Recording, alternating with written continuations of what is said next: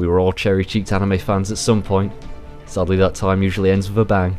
It's time for bad anime shows to get what they finally deserve. No matter how many episodes or how bad it is, I'll prevail and beat them all. It's time for Undroppable. Well, it's time to get down and question our sexual tastes this time, as we get a show about a boy cross-dressing his way through high school. And what is there more to say? It's time to look at Himegoto, or Secret Princess, as we can't have any more clues about it's a dude girl. This time we get to look at the adaptation of Norio Tsukadani's manga series, a manga published in no less than 4 different magazines. There is the original 4-coma style that is published in WA magazine, then there are 2 other versions published in Comic Rex and Febris, and use the traditional manga format. And last but not least is Himegoto Plus, that is also 4-coma and published in WA Maholo, all written and illustrated by Norio herself, who wanted to make a manga about a cross-dressing boy that gets paired with women, rather than the more usual male-on-male pairing. And so Himegoto was born, a concept that is actually very unique. I hesitate to use the word original, as that opens up the Pandora's box of people jumping down my throat about some manga from the 70s that did it first. But you can't deny that the concept is not really common, as like she found out while reading around before creating Himegoto, as cross-dressing boys are always paired, or at least shown to have affection for other male characters, be that in a series about them, or in ones where they feature. Something I didn't really notice till now, as it's almost commonplace whenever it's featured that you just tune it out. So even though there isn't much to spoil, I'll put this here anyway. Our story is very simple. A cute boy that looks very girly, his parents that travel around the world racking up debt in his name. As such, debt collectors hound him till the student council at his school, who are taking him by his cuteness, pay off his debt collectors, and now he belongs to them. Also, he was dressed as a girl when they found him, and so state he must spend the rest of his high school life dressed as a girl. Also, either lucky or unlucky, he is called Hime, which for those that don't speak Moonspeak and use Google I mean a dictionary, Hime translates to princess. So you see, that's how the title plays in, along with the whole cross-dressing theme.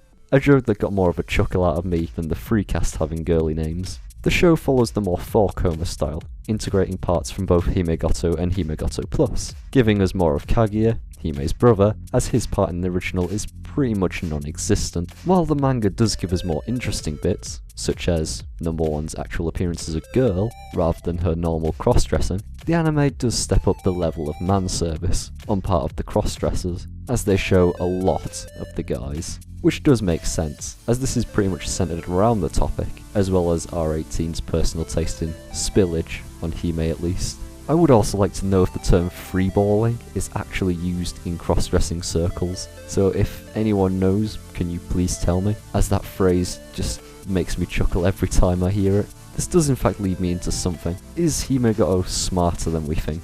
As in, it has taken a trope and reversed it, or at least taken a different spin on it. As usually in these types of comedies, it's the man making all the sexual jokes at all the women's extent, while Himegoto changes it to the women making the jokes at the man, which does give us a nice change up, as some women are like this and do make these types of jokes. I know some lasses at work that do this, which makes me believe the reverse more, as well as showing that women can do this type of comedy just as good as men. In fact, some cases better now that we have the cross-dressing element added in, as then we can have Hime go through buying a bra, him getting more into the cross-dressing as time goes by, and acting more and more like how a girl would in certain situations. There is even a bit in the manga where they do have the student council shown as men, and they act the same as their female selves. So if anything, we do get a message that gender does not affect your personality. We are who we are regardless of our sex, of which intentional or not is something that has come through to me while I engrossed myself in Norio's work,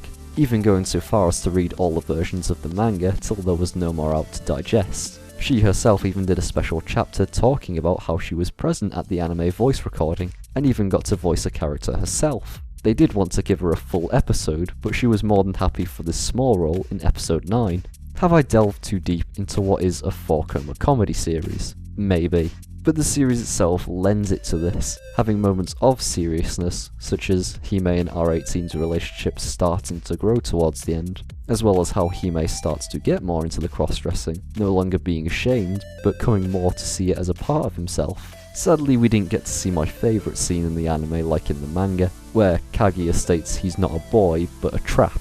In fact, I would generally like to see more of both the manga and the anime, and how they tackle same-sex relations with Mitan and Hiro, something hinted at as them being in a gay relationship but not really confirmed. So at first this was a bit of a quirky comedy to me, but after I started looking deeper into it, I got swept up by it. I'd at least say to give it a look, as hey, worst case, all you do is spend an hour watching it all and regret it. So out of watching a full series and making a concrete decision on liking or not liking it, versus watching the first 2 episodes of something and making a decision on whether to continue watching it, I'd go with the former.